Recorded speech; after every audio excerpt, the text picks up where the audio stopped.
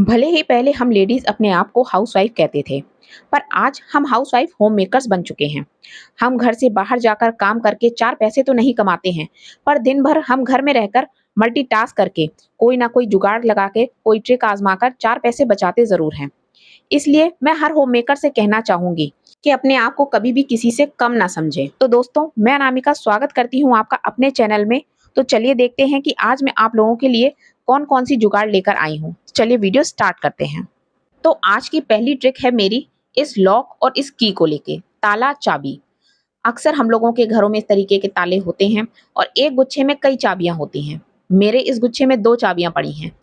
कई लोग होते हैं जिनके गुच्छे में बहुत सारी चाबियां होती हैं, और जब भी हमें इसका लॉक लगाना होता है, जब हमें लगाना होता है तो हमें पता होता है कि इसकी चाबी कौन सी है, अगर हम इसको रोज इस्तेमाल कर रहे हैं तो। पर जब हम इस लॉक को रख देते हैं और जब हम इसे निकालते हैं तो हमें नहीं पता होता है कि इसकी चाबी कौन सी है। हम इसका नाम पढ़कर देख सकते हैं कि इस ताले में क्या नाम लिखा है और चाबी में कौन सा नाम है। उससे भी हम चाबी को मैच कर सकते हैं। पर जब बहुत सारी चाबियां होती हैं और हमें बहुत जल्दी होती है ताला लगाने की या ताला खोलने की, उस समय हम क्या करें? तो चलिए इसके लिए लगाते हैं एक जुगाड़। तो मैंने लिया है एक बिंदी का पत्ता। कोई भी पुरानी बिंदी आप ले सकते हैं या नई बिंदी, जिसको भी आप इस्तेमाल नहीं कर रहे हैं, ऐसी बिंदियां भी आप ले सकते हैं। तो अब हमें करना क्या है? इसमें से हम दो एक से रंग की बिंदियां लेंगे और एक को हम लगा देंगे ताले पर और दूसरी बिंदी को हम लगा देंगे चाबी पर। तो लीजिए, प्रॉब्लम सॉल्व हो गई। अब हम बिंदी को मैच करके ताले और चाबी को आपस में मिला सकते हैं और जल्दबाजी में हम इस तरीके से लॉक लगा सकते हैं। पर इसके लिए आप एक जुगाड़ और भी लगा सकते हैं कि इन केस आपकी बिंदी निकल जाए, फिर हम क्या करेंगे? तो इसके लिए आप चाहें तो नेल पेंट का भी इस्तेमाल कर सकते हैं। ये भी बहुत अच्छा ऑप्शन है।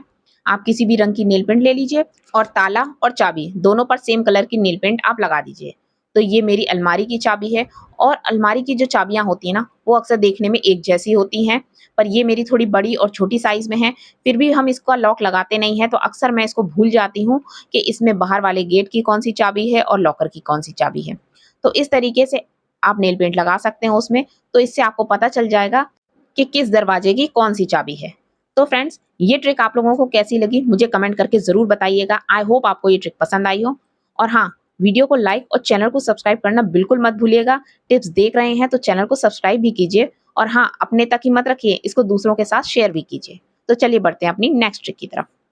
तो ये ट्रिक है हमारी स्ट्रेटनर को लेकर।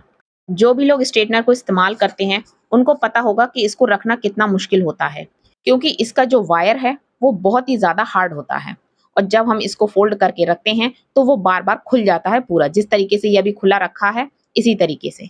मतलब हम इसको जब रखते हैं तो या तो इसके बॉक्स में रखिए इसको, पर कई बार क्या होता है कि इसका बॉक्स जो होता है वो खो जाता है। जैसे मेरा भी स्ट्रेटनर जब आया था तो उसको टाइम हो गया है, और इसका बॉक्स रखते रखते इस तरीके से वायर को रखते हुए वो फट गया और वो खराब हो गया। पर अब जब हमें इसको रखना होता है तो हम इसको कैसे रखें, क्योंकि ये तो पूरे में फैल जाता है, किसी ड्रॉर में रखेंगे तो इसका पूरा वायर फैल जाएगा। तो सबसे पहले तो आप स्ट्रेटनर को इस तरीके से फोल्ड करिए, और इसमें फिर आप लगा सकते हैं एक रबर बैंड। अक्सर इन चीजों में जब भी आप रबर बैंड लगाएं तो जो रबड़ वाली, जो इलास्टिक वाली जो रबर बैंड आती है ना, उसका इस्तेमाल ना करें। ये जो बालों वाली रबर बैंड होती है कपड़े की, इनका इस्तेमाल करें। और इसके बाद लेंगे एक सॉक्स। तो मैंने एक पुराना सॉक्स लिया है, और इस सॉक्स में हम डाल देंगे इस स्ट्रेटनर को, और इस तरीके से डालकर जब आप स्ट्रेटनर को रखेंगे तो आप देखेंगे कि आपकी बहुत ही कम जगह में स्ट्रेटनर बहुत अच्छे से आ जाएगा, और इसका जो वायर है वो भी इधर उधर बिल्कुल नहीं होगा। आप इस तरीके से इसको कहीं लेकर जा भी सकते हैं, क्योंकि जब भी हमें इसको लेकर जाना होता है ना, तो बैग वगैरह में जब भी हम इसको रखते हैं ना, तो इसके वायर की बहुत ही ज्यादा प्रॉब्लम होती है। तो इस तरीके से आप स्ट्रेटनर को अपना रख सकते हैं। घर पर भी जब आपको रखना है तो इस तरीके से रखेंगे तो आपका स्ट्रेटनर गंदा भी नहीं होगा, उसमें कहीं से धूल मिट्टी कुछ भी लगेगा नहीं, उसका जो वायर है वो भी खराब नहीं होगा। और अगर आपका सॉक्स ढीला है तो पीछे एक रबर बैंड आप और लगा दें, जिससे ये पूरी तरीके से बंद हो जाए। तो दोस्तों, आई होप आपको ये ट्रिक भी पसंद आई हो, और मुझे कमेंट जरूर करते रहिए कि कौन सी ट्रिक आपको सबसे अच्छी लगी। तो चलिए बढ़ते हैं अपनी नेक्स्ट ट्रिक की तरफ। तो जब भी हमारे बच्चे स्कूल जाते हैं, स्कूल बैग लेकर जाते हैं, तो इसको हमें साफ भी करना होता है, क्योंकि वो बच्चे स्कूल लेकर जाते हैं, इसमें जो भी स्कूल में कचरा वगैरह होता है, पेंसिल छीलते हैं या खाने का या कुछ भी होता है, टॉफी वगैरह का, उसको इसी तरीके से रैपर्स को बैग में डाल देते हैं, जिसकी वजह से बैग गंदा हो जाता है। और अगर वो बैग में नहीं डालेंगे तो वो अपनी क्लास में उसको गिराएंगे, जो कि बिल्कुल ही गलत है। तो हम इस तरीके का एक पाउच ले सकते हैं, या जो ज्वेलरी बैग आता है ना, जिसमें ज्वेलरी वगैरह आती है, उसके ये जो बैग होते हैं वो बहुत वेस्ट हमारे घर में पड़े रहते हैं, इनका आप इस्तेमाल कर सकते हैं। तो इसको हम अपने बैग में अटैच कर देंगे, जिससे कोई भी कचरा वगैरह है, पेंसिल छील रहे हैं या टॉफ़ी खा रहे हैं या कोई भी छोटा-मोटा कागज़ वगैरह है, उसको वो अपने इस बैग में डाल सकते हैं। तो इसको मैं सेफ्टी पिन से इसमें अटैच कर दूँगी। तो इस तरीके का अगर बैग उनके स्कूल बैग में लगा होगा बच्चों के, तो वो कचरा यहाँ-वहाँ नहीं फेंकेंगे और उनको एक हैबिट हो जाएगी कि हमें कचरा यहीं डालना है। और उसके बाद जब वो घर आएँगे, तो सेफ्टी पिन को निकाल के आसानी से इस बैग को निकालिए और कचरे को डस्टबिन में डाल दीजिए। तो अब जो फिजूल का बैग अंदर से जो गंदा होता रहता है ना, अब वो ऐसा नहीं होगा। तो दोस्तों, आई होप आपको ये ट्रिक भी पसंद आई हो। आप भी अपने बच्चों के स्कूल बैग में इस तरीके का एक छोटा-सा पाउच अटैच कर दीजिए, जिससे उनको आसानी रहे कचरा डालने के लिए। चलिए बढ़ते हैं अपनी नेक्स्ट ट्रिक की तरफ। तो जब भी हम लोग केला खाते हैं, तो केले के छिलके का क्या करते हैं? ज़ाहिर-सी बात है कि हम उसको फेंक देंगे, पर नहीं, हमें केले के छिलके को फेंकना नहीं है।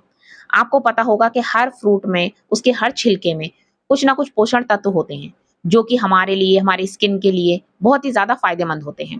तो अगर आपकी इस तरीके की फटी एड़ियाँ हों, जिनमें क्रैक्स पड़ रहे हों, इनमें केले का छिलका बहुत ही ज़्यादा फ़ायदेमंद होगा। मेरे पैर बहुत ज़्यादा फटते हैं। गर्मियों के सीज़न में तो इस टाइम बहुत ही ज़्यादा रूखे हो जाते हैं और बहुत ही ड्राई होने की वजह से उनकी जो एड़ियाँ हैं, वो क्रैक्स हो जाती हैं। तो इस तरीके से आप केले का छिलका लीजिए और उसको अपने पैरों में रब करिए। इस तरीके से आप 4 से 5 दिन लगातार इस प्रोसेस को करिए। आप दिन में 1 बार कम से कम अपने पैरों में केले के छिलके का इस्तेमाल करिए। केले आप वैसे ही खाते हैं, हर घर में आते हैं, बच्चे खाते हैं, तो उनके जो केले के छिलके हैं, उन्हें फेंकिए बिल्कुल मत और इस तरीके से अपने पैरों में लगाइए। 4 या 5 दिन में आपको अंतर साफ नज़र आएगा। मुझे अभी लगाते हुए इसको 2 से 3 दिन हुए हैं, आज तीसरा दिन है और मेरे पैरों में काफ़ी आराम हुआ है। इसको लगाने के बाद आप चाहें तो इसको उसके बाद धुलना नहीं है, इसको इसी तरीके से लगा लीजिए और उसके बाद सॉक्स पहन लीजिए। सॉक्स पहनकर आप अपने घर में आराम से घूम के उसको काम कर सकते हैं या आप स्लीपर भी पहन सकते हैं, पर स्लीपर से क्या होता है ना, पैर थोड़े चिपकने लगते हैं। तो 3 से 4 घंटे के लिए आप सॉक्स पहने रहिए और उसके बाद जब भी आप पैर धुलेंगे या आप उसमें फ़र्क खुद देखेंगे, आपके पैर काफ़ी सॉफ्ट हो जाएँगे, जो इनकी एड़ियाँ हैं, वो काफ़ी नरम हो जाएँगी। तो फ्रेंड्स, आई होप आपको ये ट्रिक भी पसंद आए। इस ट्रिक को ज़रूर आज़मा कर देखिए। ज़रूरी नहीं है कि आपके पैर फटे हैं तभी आप इसका इस्तेमाल करेंगे। आप अपने पैर को नरम सॉफ्ट बनाने के लिए भी इसका इस्तेमाल कर सकते हैं। इससे आपके पैर और काफ़ी सॉफ्ट हो जाएँगे और नरम हो जाएँगे और काफ़ी अच्छे लगेंगे। तो चलिए बढ़ते हैं अपनी नेक्स्ट ट्रिक की तरफ। गर्मियों में बिंदियाँ लगाने की प्रॉब्लम हम लेडीज़ को बहुत ज़्यादा होती है। मेरे साथ भी ये प्रॉब्लम बहुत ज़्यादा है क्योंकि मेरी स्किन बहुत ज़्यादा ऑयली है। तो मैं तो जब भी कहीं जाती हूँ अपने पर्स में 1 पैकेट बिंदी ज़रूर डालकर लेकर जाती हूँ क्योंकि पता नहीं कब कहाँ निकल जाए। तो इस तरीके से जब हम बिंदी चिपकाते हैं, बिल्कुल भी मेरी बिंदी नहीं टिकती है। तो फ्रेंड्स, आज मैं आपको एक ऐसी जुगाड़ बताऊँगी जिससे आपकी बिंदी बिल्कुल नहीं निकलेगी और पार्टी से वापस आने तक आपके चेहरे पर बिंदी लगी रहेगी। तो जब भी आपको कहीं बाहर जाना है शादी पार्टी में, तो अपनी बिंदी को ले जाकर आप रख दीजिए फ्रीज़र में, कुछ देर के लिए। जी हाँ, फ्रिज में नहीं, फ्रीज़र में। तो कम से कम 10-15 मिनट के लिए इसी तरीके आप बिंदी के पत्ते को फ्रीज़र में छोड़ दीजिए। और उसके बाद आप रेडी होने के बाद जब आप बिंदी लगाएँगे अपने चेहरे पर, तो आप देखेंगे बिंदी इतने अच्छी तरीके से स्टिक होगी कि बिल्कुल भी नहीं निकलेगी। जो इसका गम है, वो बहुत अच्छे से टाइट हो जाएगा और उसके बाद जब आप इसको अपने फेस पर मेकअप के बाद आप जब इसको लगाएँगे, तो आपकी बिंदी आपके चेहरे से बिल्कुल भी नहीं निकलेगी। इस ट्रिक को ज़रूर आज़मा कर देखिएगा। मेरे तो बहुत काम की है क्योंकि मैं तो तरीके की बिंदियाँ ढूँढती रहती हूँ, जो कि मेरे चेहरे पर चिपकी रहे, पर मैं अच्छी से अच्छी बिंदी खरीद लूँ, पर मेरे चेहरे पर कभी भी बिंदी टिकती नहीं है। तो आप हमेशा बिंदी लगाने से पहले उसको फ्रीज़र में रख के, उसके बाद आप बिंदी लगाएँ, तो आप देखेंगे कि आपकी बिंदी अच्छी तरीके से चिपकी रहेगी। तो फ्रेंड्स, आई होप आपको ये ट्रिक भी पसंद आई हो और प्लीज़ मुझे कमेंट करना बिल्कुल मत भूलिएगा। अगर एक भी ट्रिक आपको पसंद आ रही हो, तो चैनल को लाइक और सब्सक्राइब ज़रूर कीजिएगा। तो चलिए बढ़ते हैं अपनी नेक्स्ट ट्रिक की तरफ। तो दोस्तों, ये ट्रिक लेडीज़ को बहुत ज़्यादा पसंद आने वाली है, क्योंकि ये दिक्कत तो सभी के साथ अक्सर होती ही है। जब भी हम सूट पहनते हैं, उसके जो दुपट्टे होते हैं, उनका ढेर लग जाता है। एक सूट के साथ कभी-कभी हम 2-2, 3-3 मैचिंग में दुपट्टे ले लेते हैं और जब हम उन्हें रखते हैं, तो रखने के बाद उनमें एक प्रॉब्लम हो जाती है कि इस तरीके से सिलवट पड़ जाती है। तो जब हम सूट पहनते हैं, तो सूट को तो हम अच्छे से आयरन कर लेते हैं, पर दुपट्टों को हम आयरन नहीं करते हैं। मतलब मैं तो नहीं करती हूँ, क्योंकि दुपट्टे इतने ज़्यादा पतले होते हैं, तो कई बार डर लगता है कि आयरन की वज़ह से ये चिपक ना जाए। तो जब भी हम इन्हें रखते हैं, तो या तो हम इन्हें फ़ोल्ड करके रखते हैं। फ़ोल्ड करके रखने से फिर इनमें सिलवट आ जाती है, लाइन्स पड़ जाती हैं। जिस तरीके से ये दुपट्टा मैंने फ़ोल्ड करके रखा था और जब हम इसको ओढ़ते हैं ना, मैं डालती हूँ, तो उसके बाद इसमें जो ये है, इस तरीके से जो लाइन्स हैं, वो पूरे दुपट्टे में आती हैं। तो जब हम इसे फैला के डालते हैं ना, तो पूरे दुपट्टे में इस तरीके से लाइन्स डलती हैं, जो कि बिल्कुल भी अच्छी नहीं लगती हैं। तो या तो आप दुपट्टे को अपने आयरन करिए, पर हर वक़्त आयरन करना पॉसिबल नहीं होता है। और जब भी किसी हल्के से दुपट्टे को या पतले दुपट्टे को हम फ़ोल्ड करते हैं ना, तो वो अच्छे से फ़ोल्ड नहीं होता है, उसका जो कपड़ा होता है वो इतना ज़्यादा चिकना होता है कि वो खिसकता है और वो अक्सर खुल जाता है। तो चलिए आज बहुत ईज़ी तरीके से हम अपने दुपट्टों को अरेंज करते हैं। तो मैंने ली हैं कुछ बैंगल्स, ये मेरी बहुत पुरानी सी बैंगल्स हैं, मेटल की बैंगल्स हैं, आप काँच की बैंगल्स भी ले सकते हैं अगर आपके पास मेटल की नहीं है तो। और इनका इस्तेमाल मैं हम अक्सर अपने दुपट्टों को हैंग करने के लिए, टाँगने के लिए ही करती हूँ। तो चलिए मैं बताती हूँ कि अब हम दुपट्टे को किस तरीके से हैंग करेंगे। तो सबसे पहले तो जो दुपट्टे का किनारा होता है ना, उसको हम इस तरीके से फ़ोल्ड कर लेंगे। जैसे कि हम फ़ोल्ड करके इसको रखते हैं या डालते हैं ना, तो इस तरीके से इसकी पूरी लंबी एक पट्टी सी बना लेंगे और फिर हम इसमें डालेंगे अपनी बैंगल को।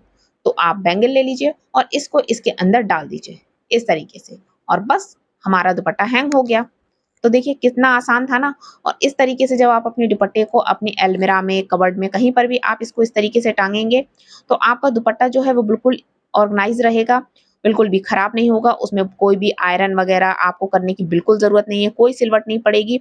और इस तरीके से बस दुपट्टे को निकालिए और डाल लीजिए। तो देखिए मैंने सारे ही दुपट्टों को इस तरीके से अरेंज कर लिया है और मेरे सारे दुपट्टे इस तरीके से टंग गए हैं। और ये देखने में भी, जब हम इसको टाँगेंगे ना, तो देखने में भी ये बहुत सुंदर लगते हैं। और इस तरीके से हमें दुपट्टों को ढूँढना भी नहीं पड़ेगा, क्योंकि अक्सर होता है कि हमें मैचिंग में दुपट्टे को ढूँढना पड़ता है।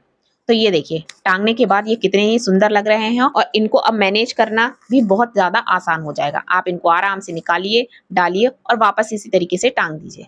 और हाँ, इस तरीके से आपकी जो पुरानी बैंगल्स होती हैं ना, जिनका हम यूज़ नहीं करते हैं, तो बैंगल्स को अब हम कहाँ फेंकें, उनको फेंकना भी अच्छा नहीं लगता है। तो इस तरीके से आप अपनी बैंगल्स को भी यूज़ कर सकते हैं और अपने दुपट्टों को भी अरेंज कर सकते हैं। तो फ्रेंड्स, इसी के साथ आज की वीडियो का एंड करती हूँ। और आज की आपको कौन-सी ट्रिक सबसे बेस्ट लगी है, प्लीज़ मुझे कमेंट करके ज़रूर बताइएगा। कुछ भी पसंद आया हो तो चैनल को लाइक और सब्सक्राइब करना बिल्कुल मत भूलिएगा। तो जल्द ही मिलते हैं एक और इंटरेस्टिंग वीडियो में। तब तक के लिए मेरे साथ जुड़े रहिए। Bye bye and take care.